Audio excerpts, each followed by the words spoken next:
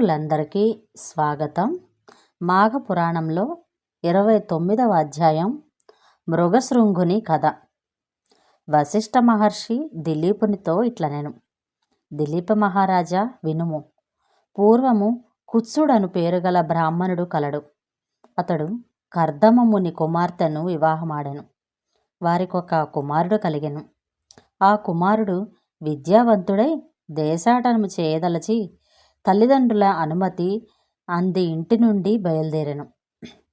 మాఘమాసము ప్రారంభమగుట నాటికి అతడు కావేరీ తీరమును చేరెను. మాఘమాసమంతయు కావేరీ నదీ తీరములో స్నానము చేయవలెనని తలచెను. అతడచట కావేరీ నదిలో ప్రతిదినము స్నానము చేయుచు 3 సంవత్సరములు ఉండెను. శ్రీమన్నారాయణుని దయను పొందుటకై స్నానము చేయవలెనని సంకల్పము కలిగెను. అతడు శ్రీమన్నారాయణ్ణి ఉద్దేశించి తపము చేయనారంభించెను.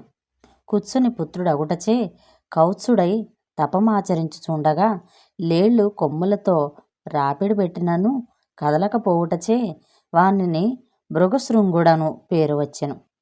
వాని తపమును మెచ్చి శ్రీమన్నారాయణమూర్తి వానికి ప్రత్యక్షమయ్యెను.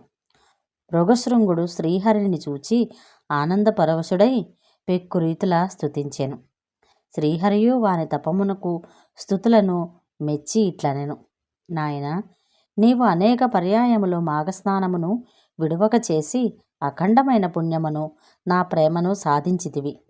నీ ఈ తపముచే మరింతగా నీపై ప్రేమ కలిగినది.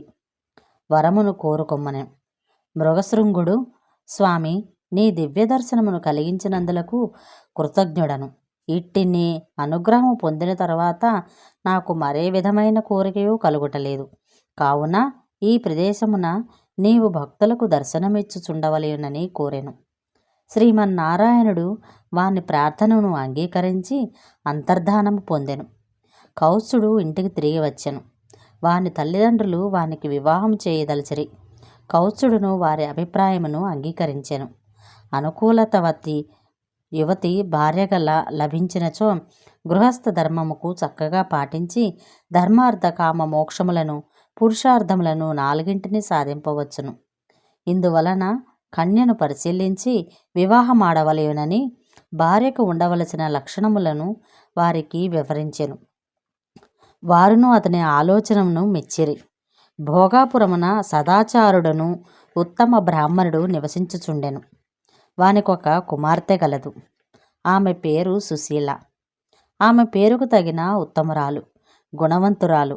కౌత్సుడు ఆమెను వివాహం చేసుకోవలెనని తలచెను. సుశీల ఒకనాడు తన 2 స్నేహితురాండ్రతో కలిసి నదీ స్నానమునకు బయలుదేరినది. ఆ సమయమున మదించిన అడవి ఏనుగు వారిని తరిమెను. అప్పుడు సుశీల ఆమె మిత్రురాండ్రను బెదిరి పారిపోవచ్చు గట్టులేని నేల బారు నూతిలో పడి మరణించిరి. కౌత్సుడు వారి మరణవార్తను విని దుఃఖించెను. చనిపోయిన 3 బ్రతికింపవలెనని నిశ్చయించుకొనెను. వారి తల్లిదండ్రులకు ఆ శరీరములను రక్షింపుడని చెప్పెను. సమీపమున ఉన్న నదిలో స్నానము చేసి ధ్యాన నిమగ్నుడై ఉండెను. మదించిన ఆ ఏనుగు వానికెదురుగా నిలిచి వానిని కొంతసేపు చూచెను. తటాలున వాని ఎదుట తలవంచి వానిని తొండముతో తన మీదకు ఎక్కించుకొన్నది. కౌత్సుడును శ్రీమన్నారాయణుని స్మరించుచు దానిపై నీటి నిలిచెను. 2 చేతులతో దాన్ని స్పృశించెను. వెంటనే ఆ ఏనుగు తన రూపమును విడిచి దివ్య రూపము పొందెను. శాప విమోచనం కలిగించిన మృగశృంగునకు కృతజ్ఞతలను తెలిపి నమస్కరించి తన లోకమునకు వెడలిపోయెను. కౌత్సుడు చనిపోయిన వారికి బ్రతికింపవలెనని మరలా నదిలో మునిగి యమధర్మరాజును ఉద్దేశించి తపము చేయసాగాను. యముడును వానికి ప్రత్యక్షమయ్యను. వరమునిత్తును కోరుకొమ్మనెను. మృగశృంగుడు యమునను నమస్కరించి స్తుతించెను. దుర్మరణము చెందిన 3 కన్యలను బ్రతికింపుమని కోరెను. యముడును వాని పరోపకార బుద్ధికి మెచ్చుకొనెను. అడిగిన వరమునిచ్చి అంతర్ధానము చెందెను. మృగశృంగుడు పట్టుదలతో చేసిన తపము చేతను యముని దయవలన సుశీల ఆమె 2 మిత్రురాండ్రు బ్రతికిరి. వారిని చూచి అందరూ ఆశ్చర్యపడిరి. సుశీల మున్నగు వారు నిద్ర నుండి లేచినట్లుగా లేచి కూర్చుండిరి. వారు యమలోకమును చూసిన విశేషములను ఇట్లు చెప్పిరి. జీవి చేసిన పాపమును అనుసరించే శిక్షింపబడును. భయంకరమైన పాపములను చేసిన వారు కఠినముగా శిక్షింపబడుదురు. పాపము చేసినవాడు ఎరుక కాలిన ఇనుపవ స్తంభమును కౌగలించుకొను వలయను. మరుగుచున్న నూనెలో పాపము చేసిన వారిని పడవేయుదురు. తలక్రిందులుగా వేలాడదీసి క్రింద మంటలను పెట్టుదురు. ఎర్రగా కాల్చిన వానితో వాతలు పెట్టుదురు. భయంకరమైన సర్పాదులు ఉన్న చోట పడవేయుదురు అని వారు వివరించిరి. వారు చెప్పిన మాటలను మిగిలిన వారందరూ భయపడిరి. అప్పుడు సుశీల మున్నగవారు, భయపడుకుడు, మాఘమాస స్నానము చేసి ఇష్టదైవమును పూజించి యథాశక్తి దానము జపము మున్నగునవి చేయుట ఒక్కటే సర్వసులభమైన ఉపాయము. మాఘస్నానము వలన చేసిన పాపములు నశించి పుణ్యములు కలిగి జీవులు శుభలాభములు అందవచ్చును అని మిగిలిన వారికి ధైర్యం చెప్పిరి. ఇట్లు పలుకుచున్న వశిష్ఠ మహర్షిని దిలీపుడు, గురువర్య, భూలోకమునకు యమలోకమునకు గల దూరం ఎంత? చనిపోయిన వారు మరలా బ్రతుకుటకు వీలగునా అని ప్రశ్నించెను. అప్పుడు వశిష్ఠ మహర్షి, నాయన, భక్తికి పుణ్యమునకు సాధ్యము కానిది లేదు. పుణ్యమును కలిగించు మాఘస్నానమును సుశీల మున్నగవారు అనేక మార్లు చేయుట వలన వారు సంపాదించిన పుణ్యము కౌత్సుడు చేసిన తప ప్రభావము వారిని ఈ విధముగా కాపాడెనని సమాధానము చెప్పి, నాయన, ఇట్టిదే మరొక్క విషయము కలదు, వినుము. పుష్కరుడను జ్ఞానవంతుడొకడు కలడు. అతడు సద్గుణములు భక్తి కలిగినవాడు. మాఘస్నానము మొదలగు పుణ్యప్రదములగు కార్యములు ఎన్నింటినో చేసినవాడు. యముడొకనాడు తన భటులను చూచి పుష్కరుణ్ణి తీసుకొని రెండని పలుకగా యమభటులు పుష్కరుణ్ణి తీసుకొని వచ్చిరి. యముడు తీసుకొని రమ్మన్నది ఇతనిని కాదు, పుష్కరుడగు పేరుగల మరి ఒక కనిని. భటులు పాపాత్ముడగు పుష్కరుణ్ణి తీసుకొని వచ్చుటకు బదులుగా పొరపాటున పుణ్యాత్ముడగు పుష్కరుణ్ణి తీసుకుని వచ్చిరి. యముడును తన భటులు చేసిన పొరపాటుకు భటులను మందలించెను. క్షమింపుడని పుష్కరుణ్ణి ప్రార్థించెను. పుష్కరుని భూలోకమున దించి రండని భటులకు ఆజ్ఞ ఇచ్చెను. పుష్కరుడును యమలోకమును చూచుటకు యముని అనుమతిని కోరెను. యముడు అందులకు అంగీకరించెను. భయంకరములగు శిక్షలను అనుభవించు వారిని చూచి ఇతడు భయపడెను. భయము పోవుటకై హరినామ జపమును చేసెను.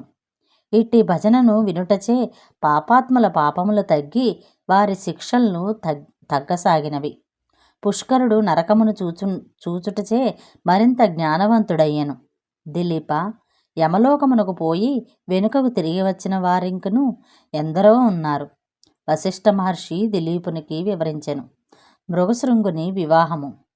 వశిష్ఠ మహర్షి దిలీపునితో మరలా ఇట్లనెను. మృగశృంగుని విద్యాభ్యాసము పూర్తి అయినది. అతడు ప్రాజ్ఞుడై దేశాటనము చేసెను. మాఘమాస స్నానములు తపములు చేసి శ్రీహరి అనుగ్రహమును పొందెను. దుర్మరణము చెందిన సుశీల మున్నగు వారిని యముని అనుగ్రహమునంది బ్రతికించెను. ప్రయోజకుడని నలుగురును మెచ్చిరి. ఇట్టి కుమారునికి వివాహం చేయవలయునని వాని తల్లిదండ్రులు తలచిరి. మృగశృంగుడు తాను సుశీలనే వివాహమాడుదునని తల్లిదండ్రులతో చెప్పెను. వారును సంతోషముతో అంగీకరించి శుభముహూర్తమున సుశీల మృగశృంగులకు వివాహము మహావైభవముగా జరుప నిశ్చయించబడినది. సుశీల స్నేహితురాండ్రిద్దరును మృగశృంగుని చేరి తమ ఇద్దరినీ కూడా ఆ ముహూర్తముననే వివాహం చేసుకోవలసినదిగా కోరిరి. మృగశృంగుడు అంగీకరింపలేదు. వారు పురుషుడు ఎక్కువ మంది యువతులను పెండ్లాడుట శాస్త్ర విరుద్ధము, ధర్మ విరుద్ధము కాదు. దశరథునకు భార్యలు 3 లేరా? శ్రీకృష్ణునకు 8 మంది పట్టపురాణులు లేరా? ఆదిదేవుడైన పరమేశ్వరునకు గౌరీ గంగా 2 లేరా? వారికి లేని అభ్యంతరం మునికెందులకు అని వాదించిరి. ప్రాణదానం చేసిన వానిని భార్యలమై కృతజ్ఞతను చూపు అవకాశము ఇమ్మని నిర్బంధపరిచిరి. పెద్దలను వారి అభిప్రాయమునే బలపరిచిరి. చివరకు మృగశృంగుడు సుశీలతో పాటు వారిద్దరినీ వివాహమాడెను. కథను వినుచున్న దిలీపుడు మహర్షి వివాహం ఎన్ని విధములలో వివరింపుండని కోరెను. అప్పుడు వశిష్ఠుడు బ్రాహ్మణ కన్యను అలంకరించి వరునికిచ్చి చేయు వివాహము బ్రహ్మ వివాహము. యజ్ఞము చేయునప్పుడు యజమానికి యజ్ఞ సమయమున భార్యగా నుండుటకై కన్యనిచ్చి చేయు వివాహమును దైవ వివాహము అందురు. పెండ్లి కుమారుని నుండి గోవులను తీసుకొని కన్యనిచ్చి చేయు వివాహమును ఆర్ష వివాహము అందరు. ధర్మము కొరకు కలసి ఉండుమని చేయు వివాహమునకు ప్రజాపత్య వివాహమని పేరు. ధనమును తీసుకొని కన్యనిచ్చి చేయు వివాహమునకు అసురమని పేరు. ఒకరికొకరు ప్రేమించుకొని తమంత తాముగా చేసుకున్న వివాహమును గాంధర్వమని అందరు. బలవంతముగా కన్యనెత్తుకుని పోయి చేసుకుని వివాహము రాక్షస వివాహము. మోసగించి చేసుకున్న వివాహము పైశాచికమని అని వశిష్ఠుడు దిలీపునకు చెప్పెను. గృహస్థ ధర్మములను పతివ్రత లక్షణములు దిలీపుడు కోరగా వానిని గురించి వివరించెను. దిలీపుడు కోరగా వశిష్ఠుడు మరలా ఇట్లు కథను కొనసాగించెను. మృగశృంగుడు 3 భార్యలతో కలిసి సుఖముగా ఉండెను. గృహస్థుని ధర్మములను పాటించుచు ధర్మమును తప్పక అందరి మన్ననలను పొందెను. మృగశృంగుడు సుశీలయందు పుత్రుని పొందెను. ఉత్తమ లక్షణములు కలవానికి మృకుండుడని పేరు పెట్టెను. మృకుండు బంధువులకు ఆనందము కలిగించుచు సద్గుణశాలి అయి పెరుగుచుండెను. మృగశృంగుడు మృఖండునకు ఉపనయనము కావించి గురుకులమునకు పంపెను.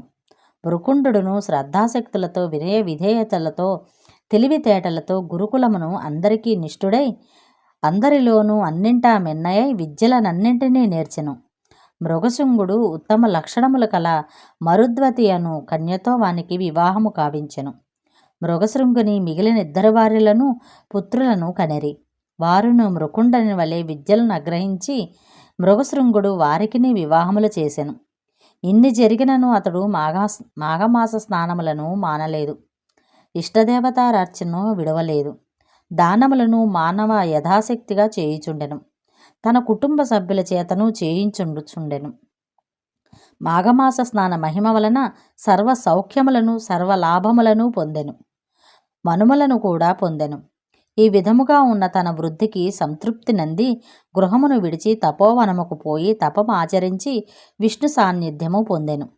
ఇక అతని జ్యేష్ఠ కుమారుడైన మృకుండని యొక్క వృత్తాంతమును చెప్పెదను, ఆలకింపము అని వశిష్ఠుల వారు దిలీప మహారాజుకు ఇట్లు వివరించారు. మృగశృంగుడు అడవికి వెడలిపోయిన తరువాత నాటి నుండి జ్యేష్ఠపుత్రుడగు మృకుండడే సంసార భారమంతయు మోసి గృహమునందు ఏ అశాంతియు లేకుండా చూచుచుండెను. అయినను ఒక విచారము పీడించుచుండెను. అది ఎట్టిదనగా తాను వివాహమాడి చాలా కాలము గడిచినను సంతానము కలగలేదు. అందుచేత అతడు లోలోన కుమిలిపోవుచుండెను. అతడు ఒకనాడు ఈ విధముగా తలపోసెను. కాశీ మహాపుణ్యక్షేత్రమున సాంబశివునకు ప్రత్యక్ష నిలయము. అటువంటి వారణాసిని చూసినంత మాత్రమున సకల పాపములు హరించుటయేగాక మనస్సునందలి కోరికలు నెరవేరును అని అనేక మంది కాశీ విశ్వనాథుని దర్శనము చేసుకునిరి. వారి అభీష్టములను పొందగలిగిరి. కాన నేను నా కుటుంబ సమేతంగా కాశీ వెళ్ళెదను అని మనస్సులో నిశ్చయించుకొని ప్రయాణ సన్నద్ధుడై బయలుదేరెను. మార్గమధ్యమున అనేక క్రూరమృగములు బారి నుండి క్రిమి కీటకాల ప్రమాదముల నుండి అతి కష్టము మీద తప్పించుకొని కుటుంబ సహితముగా కాశీక్షేత్రం చేరినాడు. కాశీపట్టణమును ఆనుకొని పవిత్ర గంగానది తన విశాల బాహువులను చాచి ప్రశాంతముగా ప్రవహించుచున్నది. మృకుండు పరివార సమేతంగా ప్రసిద్ధి చెందిన మణికర్ణికా ఘట్టమును కాలకృత్య స్నానాధిక విధులు నెరవేర్చుకొని విశ్వనాథుని మందిరమునకు వెళ్ళెను. ఆలయములోనికి రాగానే మృకుండనుకు ఎక్కడ లేని ఆనందము కలిగెను. తన జన్మ తరించెనని తాను కైలాసమందున్నట్లు తలచి విశ్వేశ్వరుని భక్తి శ్రద్ధలతో ప్రార్థించెను. ఈ విధముగా సకుటుంబముగా మృకుండు కాశీ విశ్వేశ్వరుని ధ్యానించి ఒక లింగమును ప్రతిష్ఠించి దానికి మృకండేశ్వర మహాలింగమని నామకరణము చేసి దానికి ఎదురుగా తన భార్య పేర మరొక లింగమును ప్రతిష్ఠించెను. ఆ విధంగా 1 సంవత్సరము వరకు విశ్వేశ్వరుని సన్నిధానము అందు ఉండి గడపించెను. ఒక దినము మృకండుని 3 తల్లులను పవిత్రంగా నదిలో స్నానమాచరించి విశ్వేశ్వరుని పూజించుచుండగా వెంటనే తెలివి తప్పి ప్రాణములు విడిచిరి. మృకుండు చాలా దుఃఖించెను. విధిని ఎవ్వరూ తప్పించలేరు కదా. అయినను వారు 3 ఈశ్వరుని ధ్యానించుచునే ప్రాణములు విడిచిరి. చనిపోయిన 3 తల్లులకు మృకుండు యథావిధిగా దహన సంస్కారములు గావించి మాతృ రుణమును తీర్చుకున్నాడు. మృకండు ఎంతకాలమునకు సంతానము కలుగలేదనే కాశీక్షేత్రము వచ్చినవాడు కదా. సంతానము కొరకు భార్యా సమేతుడై విశ్వనాథుని గూర్చి తపస్సు చేసిన నాడు అతని తపస్సుకు మెచ్చిన పార్వతీ పరమేశ్వరులు ప్రత్యక్షమైరి. మృకుండనకు అతని భార్య మరుద్వతికి అమితానందము కలిగి పరమేశ్వరుని అనేక విధములుగా స్తుతించగా, పరమేశ్వరుడు, మహాముని, నీ భక్తికి ఎంతయో సంతసించినారము. మీరు చేయు తపస్సు మమ్మెంతో ఆకర్షించినది. మీ నిష్కలంక భక్తికి మెచ్చి మీ కోర్కెలను తీర్చగా వచ్చినారము. గాన మీ అభీష్టము చెప్పండి అని పలికెను. అంత మృకుండు నమస్కరించి, తండ్రి మహాదేవ, తల్లి అన్నపూర్ణ, ఇవే మా నమస్కృతులు. లోకరక్షక, మీ దయవలన నాకు సులక్షణవతి, సౌందర్యవతి, సుకుమారవతి అగు పత్ని లభించినందువలన నేను మిమ్ము ధ్యానించుచు ఈమెతో సుఖ సంసారం అనుభవించుచున్నాను. కానీ ఎంతకాలమైనను మాకు సంతానము కలుగునందున కృంగి కృషించుచున్నాము. సంతానము లేని వారికి ఉత్తమగతులు లేవు కదా. కావున మాకు పుత్ర సంతానము ప్రసాదింప వేడుకొనుచున్నాను అని పార్వతీ పరమేశ్వరులను ప్రార్థించినాడు. మృకుండని దీనాలాపనను ఆలకించిన త్రినేత్రుడు, మునిసుత్తమ, నీ అభీష్టము నెరవేరగలదు. కానీ ఒక్క నియమం ఉన్నది. బ్రతికి ఉన్నంత వరకు వైధవ్యముతో ఉండు పుత్రిక కావలియునా, లేక అల్పాయుష్యుడగు పుత్రుడు కావలియునా అని ప్రశ్నించెను. మృకుండనుకు ఆశ్చర్యం కలిగెను. పరమేశ్వరుని మాటలకు ఆలోచనలో పడి వచ్చెను. కొంత తడవాగి, ఏ శశిధర, నన్ను పరీక్షింపనించితివా? నాకు జ్ఞానోదయమైనది. మొదలు నేటి వరకును మీ ధ్యానమునే సలుపుచూ సేవించుచున్న నాకు ఏమి చెప్పవలెనో తోచకున్నది. అయినను కలకాలము వైధవ్యంతో కృంగి కృషించు పుత్రిక కన్నా అల్పాయుష్కుడగు పుత్రరత్నమునే ప్రసాదింపుమని అడిగాను. అటులనే అనురుగాక అని వరమిచ్చి త్రిశూలధారి పార్వతీ సమేతముగా అంతర్ధానమయ్యను. పరమేశ్వరానుగ్రహము వలన మృకుండని భార్యగు మరుద్వతి ఒక శుభముహూర్తమున పుత్రుని గనెను. మృకుండనుకు పుత్ర సంతానము కలిగినని అనేక మంది ఋషునుత్తములు బాలుని చూడవచ్చిరి. వ్యాస మహర్షి కూడా వచ్చి ఆ బిడ్డకు జాతకర్మ చేసి వెడలెను.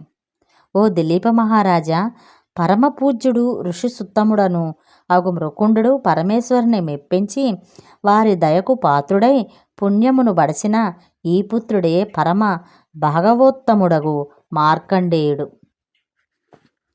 ఇది మాఘపురాణమందలి 29వ అధ్యాయం సంపూర్ణం. మరో అధ్యాయంలో మళ్ళీ కలుసుకుందాం. Thank you for watching.